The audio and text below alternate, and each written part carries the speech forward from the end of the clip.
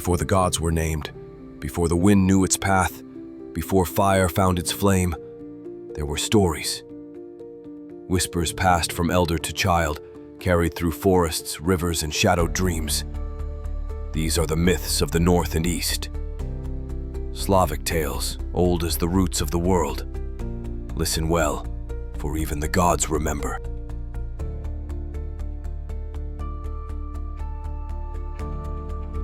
The beginning, there was nothing.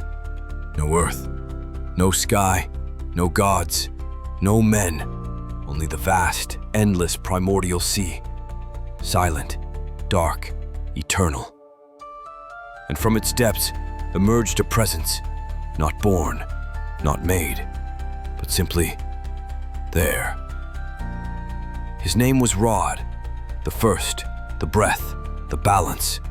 Rod did not speak, for there was no sound. Rod did not move, for there was no space. He simply was. Time had not yet begun, and yet within Rod stirred the memory of all things to come. He closed his eyes, and from within him he formed a great cosmic egg.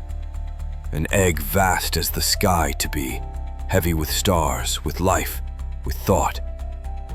Rod held it gently in the void and cracked it open. From the yolk, he shaped the sun, blazing and strong.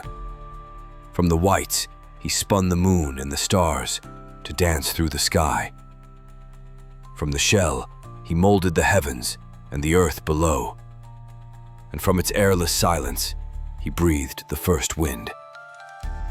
The world was born, but it was still. No motion, no pulse. So Rod reached deeper into his being and called forth the first flame. And from that flame stepped Svarog, god of fire, sky, and the forge. His hammer rang through the nothingness, shaping clouds and time. He sparked the stars into singing. Then came Mokosh, the Earth Mother. With hands of clay and hair like rivers, she pressed her feet into the wet land, raised the mountains with her palms, and whispered water into the streams. Rod watched in silence. And from his breath came Veles, slippery, clever, coiling god of the roots in the deep. He slithered down below the soil, built the underworld, called Nawia, the place of secrets, of spirits, of the dead. And to keep the world in balance, Rod summoned Perun. Bright-eyed, iron-willed, he leapt from storm cloud to storm cloud, his axe splitting sky and stone alike. Each god took their place, Svarog in the sky, Mokosh upon the land, Veles beneath the roots, and Perun between thunderclaps. The world spun slowly into order. Rod planted at its center a mighty tree. Its roots sank deep into Nawia, its branches pierced the heavens, its trunk bound earth to sky. The world tree. But peace does not last, not even in myth. Veles, ever curious, ever bold, climbed the roots of the tree and stole from Svarog the heavenly cow, a creature of light and creation. He dragged her down into the underworld, spilling dew and starlight along the way. Perun roared. The thunder shook the tree. He chased Veles across the skies, through mountains and forests, hurling his axe again and again. Lightning, rain, flood, the first storm. When Perun finally struck Veles down, the cow was freed and light returned to the heavens. But Veles did not die. No god truly dies. He returned, as he always would, and the storm would come again and again. This was their pact, their cycle, the duel eternal. And so seasons were born, dry and wet, storm and sun, war and peace. The tree grew, the world turned. Svarog taught the stars to move. Mokosh danced with the rivers. Perun guarded the skies, and Veles whispered to the roots. But the world was empty. No eyes to see the stars. No ears to hear the wind. So Mokosh, with hands damp from river clay, shaped a figure. A small one. Strange. Curious.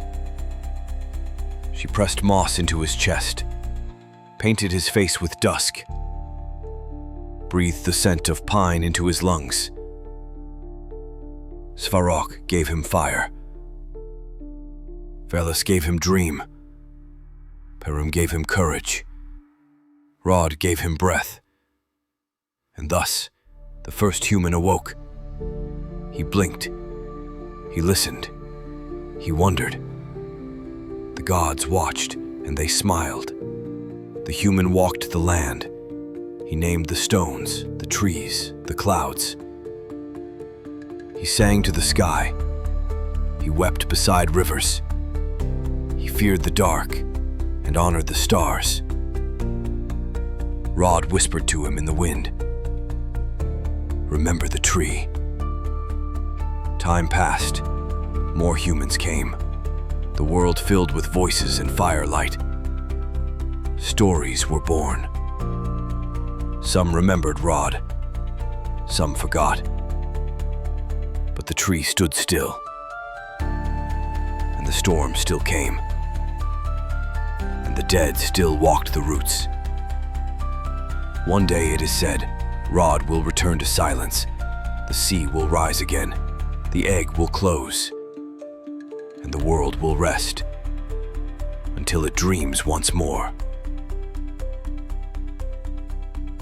And thus ends the tale of the world's beginning, of Rod, the gods, the tree, and the breath that shaped all things. If you felt the whisper of the wind, if the roots of the old myths stirred in your bones, then this is only the beginning. Subscribe to follow the path through ancient forests, across thunder-split skies, and down into the shadowed halls of forgotten gods. In the next tale, the thunder will roar, and we shall witness the storm-born duel between Perun and Veles. Until then, remember the tree and keep your fire lit.